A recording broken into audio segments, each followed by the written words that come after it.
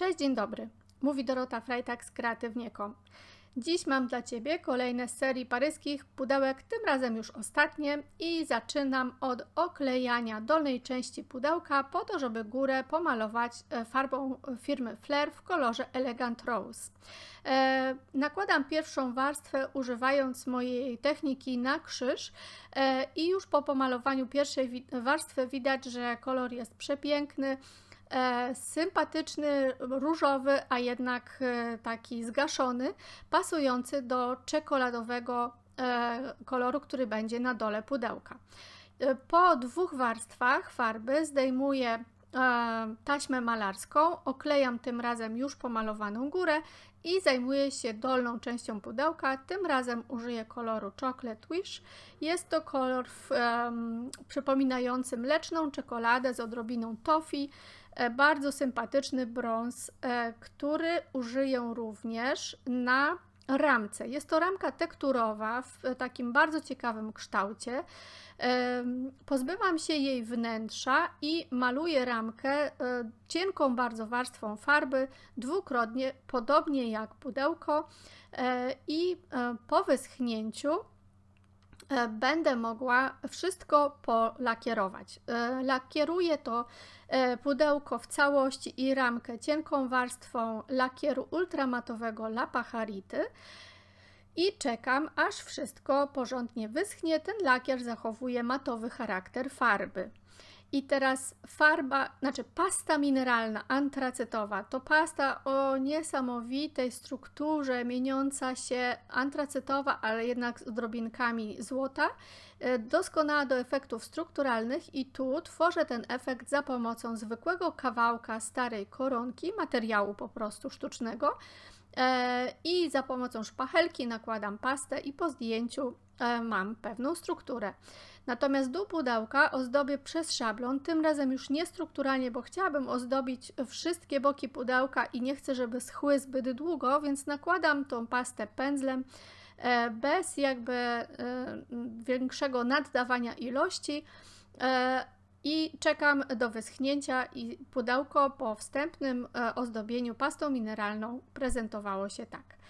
Teraz tak, to co znajduje się w ramce to jest dosyć wysoka tekturka. Ja chciałabym, żeby było to bardziej płaskie, żeby się odznaczało od ramki, dlatego wybrałam papier Stone.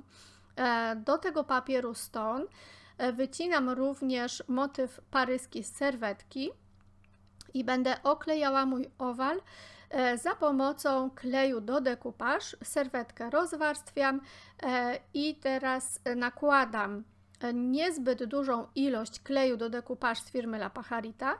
On jest taki trochę mięsisty i mniej śliski. Wklepuję serwetkę palcami tak, żeby nie było żadnej zmarszczki, a następnie wracam do kleju od środka na zewnątrz, wygładzam całą serwetkę i po wyschnięciu zabezpieczam wszystko za pomocą lakieru welurowego w dosyć dużej ilości. Ten lakier welurowy powinien sprawić, że ten owal stał się taki mleczny. Odkładam to do wyschnięcia.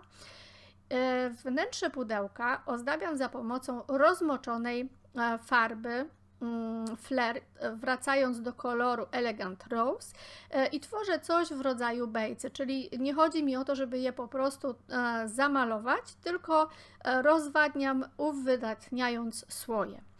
Mniej więcej wymierzyłam, gdzie będę chciała przykleić ramkę. Używam patyny Bister płynnej, wodnej w kolorze brązowym. Liczę cierpliwie do 5 i po tych 5 sekundach dopiero zaczynam pracę z papierem, z ręcznikiem papierowym, zdejmując nadmiar patyny. I sprawdzam sobie, przymierzając ramkę, czy tej patyny jest jeszcze za dużo, czy coś jeszcze zdjąć. Za pomocą spryskiwacza wody, mokrego papieru mogę sobie to wszystko wyłagodzić. I teraz muszę wszystko zabezpieczyć lakierem w sprayu, dlatego że gdybym patynę wodną zaczęła lakierować pędzlem od razu, no to po prostu bym sobie to wszystko rozmazała i zdjęła.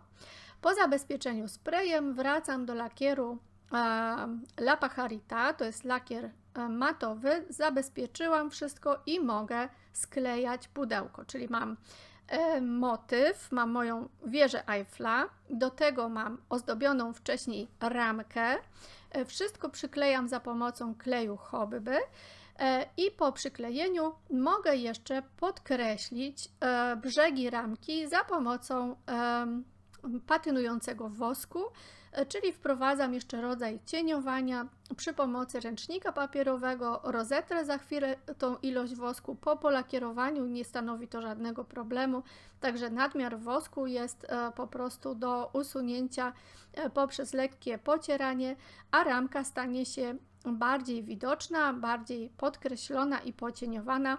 Pudełko prezentuje się tak. Mam nadzieję, że mimo, że ten projekt jest dosyć złożony, spodobał Ci się. Został też ostatecznie wybrany na prezent ze wszystkich 3 pudełek, które zrobiłam, także podobał się również solenizantce. Bardzo się cieszę, że oglądasz moje filmy. Linki do wszystkich produktów znajdziesz w opisie filmu. Mam nadzieję, że czujesz się zainspirowana i do zobaczenia w kolejnym nagraniu. Pa!